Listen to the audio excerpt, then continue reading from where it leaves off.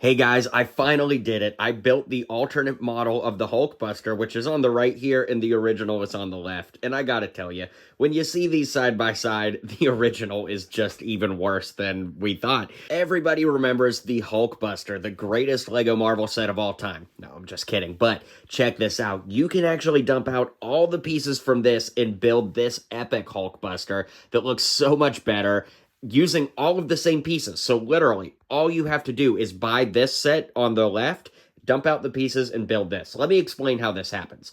There's a guy named Ransom Fern who's an unbelievable LEGO mock designer who has instructions up for this Hulkbuster mock. Now, we're going to take a closer look at it, but I want to tell you this video is not sponsored by Ransom Fern. However, I was able through the LEGO Ambassador Network to request a second copy of this set. And basically, I dumped out all the pieces and built Ransom Fern's model so I could show you side by side. Now, when you look at them side by side, the proportions are completely off on the original. Literally everything about the new one is so much better. And I think the thing that blows me away the most is that you don't need any extra pieces.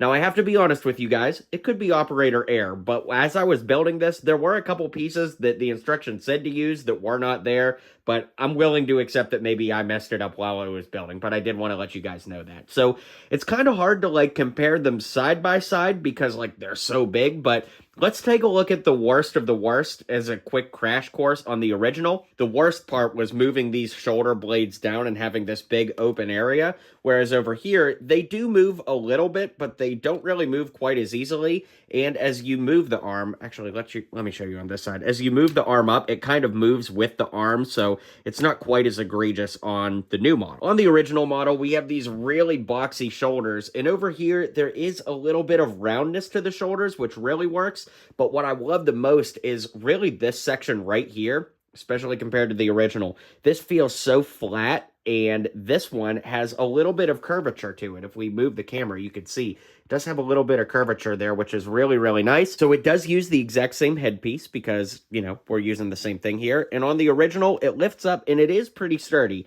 But I have to say, my first complaint is on this one, it is very, very fragile. So you do want to be careful, and the entire shoulder piece moves up here, and there is room to fit the figure inside. We'll save that for the end of the video, though. So another cool thing is, if we lift this up, you actually can make the arc reactor light up by pressing this tab that's on the inside. You basically press it down. I don't even know if it's really super possible to show, but it's like that. So yeah, I do like that we have the play feature there. Now on the original, the hands light up. There's a little button back here you could press that makes the arc reactors on the hands light up. But on this side, they actually used the glow-in-the-dark pieces for the arc reactor. So the arc reactor is still there, it just doesn't light up. But those light bricks are actually built into the legs, and basically, you press this tab on the back, and they light up like this. Now, on the original, the feet were one of the most difficult parts because so many pieces move. If I just pick this up and move it, I guarantee pieces are going to fall off, so I actually kind of don't want to move it. In the new one, the feet are so much more robust. Now, you can see that there are some pretty big glaring holes here, but again, we have to consider the challenge of only using the pieces that were made available in this set. And yeah, so, you can see that black bar right there. You can see that there's a lot of gaps here. So I could see how that's going to bother some people. But for me, basically the way I look at it is the new model looks so much better than the original that it's hard to pass that up. Now, the knee joints here are a little bit more straight, whereas they are completely bent on the original, and I think that the knee joints being straight allows for there to be a lot more bulkiness here that ultimately makes the model look a lot more strong and exactly what I want out of a Hulkbuster, if I'm being honest. At the stomach or midsection here, we've got a lot of really unique building techniques that give it a lot of shape. And again, comparing it to the original looks like it has a diaper on, whereas this one, it just has a stronger core. I mean, when you see them side by side, the comparison is just out of this world. I'd say the place where they're the most similar is actually the arms, because these joints here are very similar to what's used here, but it's a lot harder to see how they're built in this one. But I guess if you look at it from kind of this angle, you could see that it uses the same techniques to be able to hold all the weight of the arm in place. But once again, like we talked about with the shoulder pad here, if you will, the contour is just so much better on the Ransom Fern model than the original.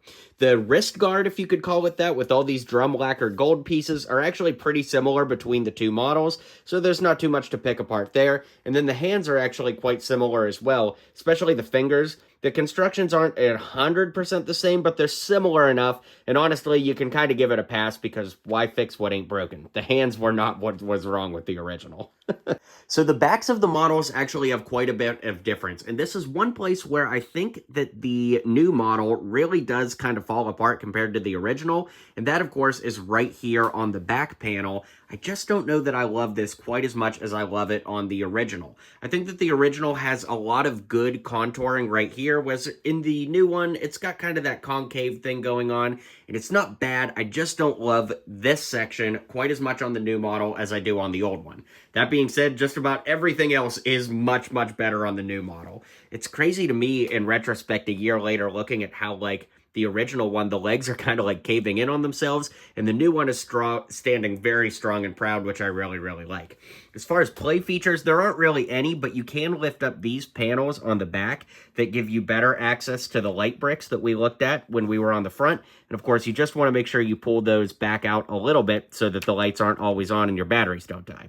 But that piece falling off is actually a pretty good transition in that the new model, unfortunately, is still pretty finicky and pieces fall off it quite a bit like the original. So let's talk about that now. Now, as we looked at with those pieces on the back with the lights, there are a lot of pieces on here that are finicky and do fall off. So you want to be super, super careful when you're moving it, just like you had to with the original. Gosh, look at that big open spot there. That is so crazy. Now, I do want to talk about the build process. I kind of vlogged some footage so you could see it here, where we've got tons and tons of pieces because you can't build this by numbered bags. In fact, you have to dump out every bag in the set and work your way through it. So what I did is I kind of organized it by piece type.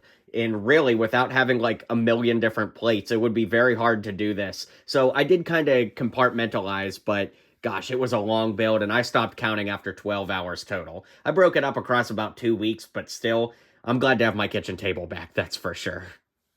Now, one of the big play features, if you could call it that, on the original is being able to fit the Iron Man figure inside, and I guess you're actually supposed to be able to do it on the custom model, but admittedly, I've not tried it yet, so let's figure it out together on camera. So, one issue that you run into is that the weight really can't support itself, so as soon as you let go of this, it's going to fall down.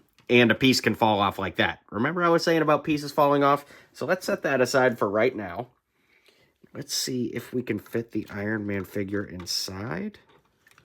I'm losing pieces. Yeah, there we go. I mean, I guess theoretically this is possible, but I feel like more is going to fall off than not. You need to, like, lift this up, maybe? That'd be kind of like a cool Iron Man-ish feature, if that's the case. There we go. I guess he is kind of, yep, he's going to fit inside there. It's going to be a really tight squeeze. But now I've got to rebuild those pieces, so let's get on that.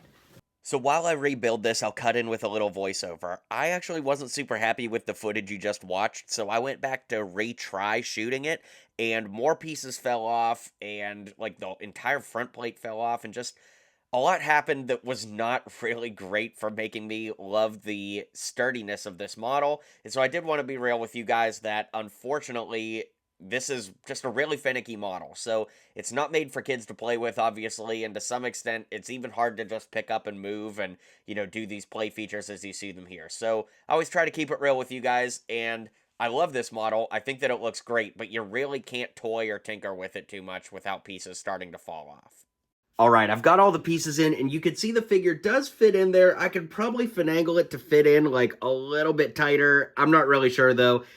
But I guess technically it does fit in there, which is pretty wild. But I do have to admit, it does fit better in the original one, even though I never really cared for that feature at all. In fact, I think that scaling the Hulkbuster to fit this figure is kind of what doomed it from the first place. It is a cool idea, I'll give you that, but I think that having to build it at a scale around that figure is honestly what made this such a challenging build for whoever designed that in the first place. And of course, Ransom Fern building this, can only use those pieces, so I understand how that becomes a little difficult there. So as we round the bases for home, guys, I wish I could tell you that this new model was a 10 out of 10 to me.